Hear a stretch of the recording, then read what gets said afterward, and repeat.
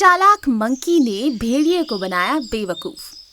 जंगल का राजा शेर बहुत परेशान था क्योंकि शेरनी की तबीयत खराब थी।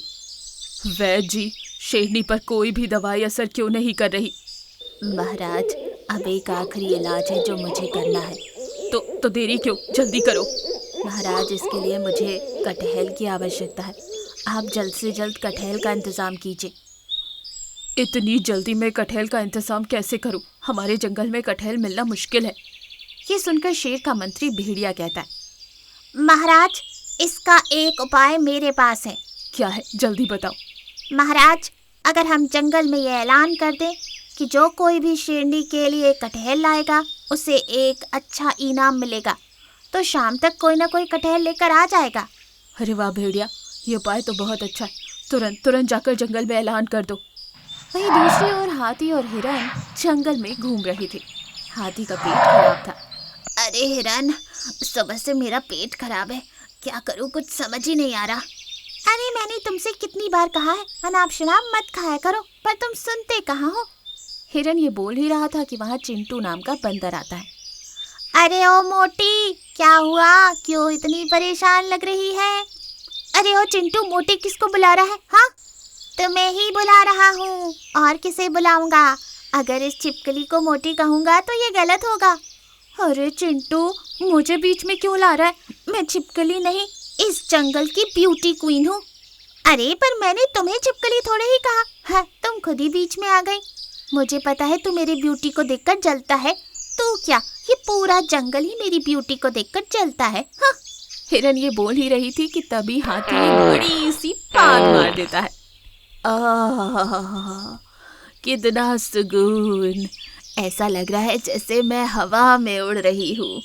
ये कहकर जैसे ही हाथी अपने बाजू में देखती है, हिरन बेहोश पड़ी थी। अरे इसे क्या हुआ? तुम्हें तो लग रहा है कि तुम हवा में उड़ रही हो, पर तुम्हारी आवाज सुनकर ये सचमुच हवा में उड़ गई। अब तुम तुरंत यहाँ से चली जाओ, वरना इसकी मौत का इल्जाम तुम्हारे ऊपर आ जाएगा। ये सुनकर तो हत्ती वहाँ से भाग जाती है, और हत्ती के भागते ही हिरन जाग जाती है। अरे चिंटू, तूने तो आज मेरी जान बचा ली। अगर और थोड़ी देर हाथी के साथ रहती तो उसकी बात सुन सुनकर सचमुच में भगवान को प्यारी हो जाती। अच्छा चल, अब मैं भी चलती हूँ। ये कहकर हिरन भी वहाँ से चली जाती है। इधर भेड़िया जंगल में ऐलान करता है, अरे वाह, ये तो बहुत अच्छा मौका है, महाराज की मदद भी हो जाएगी और मुझे इनाम भी मिल जाएगा। मैं तुरंत जाकर कटहल ढूंढता हूँ। ये कहकर चिंटू कटहल ढूंढने में लग जाता है। काफी ढूंढने के बाद उसे कटहल मिलता है। वो कटहल लेकर शेर के पास आ रहा था कि तभी भेड़िया उसका रास्ता रोकता है और कहता है, अरे वाह चिंटू, रुक, कहाँ जा रहा है? ये रहा कटहल, मैं ये कटहल महाराज को देकर इनाम लूंगा।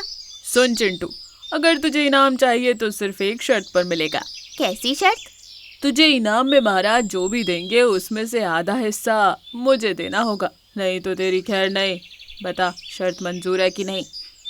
ठीक है, मंजूर है। चिंटू कटहल लेकर शेर के पास जाता है। उल्लू कटहल शेरनी को खिलाता है। कटहल खाकर शेरनी ठीक हो जाती है। ये देखकर शेर खुश हो जाता है। चिंटू, तुमने मेरी बहुत मदद की है। मैं तुम्हें इनाम में 1 महीने तक ढेर सारे फल हर रोज तुम्हारे घर भिजवाया करूंगा। नहीं महाराज, मुझे फल नहीं चाहिए। तो तुम्हें क्या चाहिए चिंटू?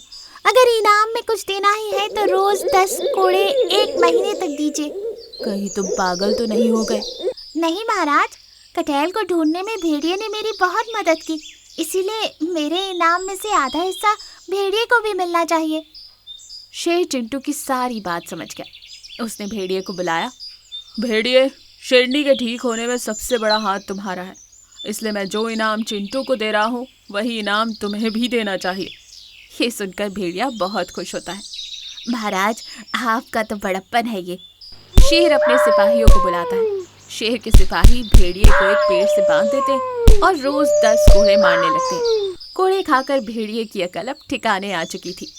महाराज, मुझे माफ कर दीजिए, मैं फिर कभी लालच में जाकर किसी और का हक नहीं छीनूंगा। मैं जान गया कि लालच में आकर दूसरों का हक छीनना बुरी बात है। भेड़िया चिंटू से भी माफी मांगता है और वहां से चला जाता है।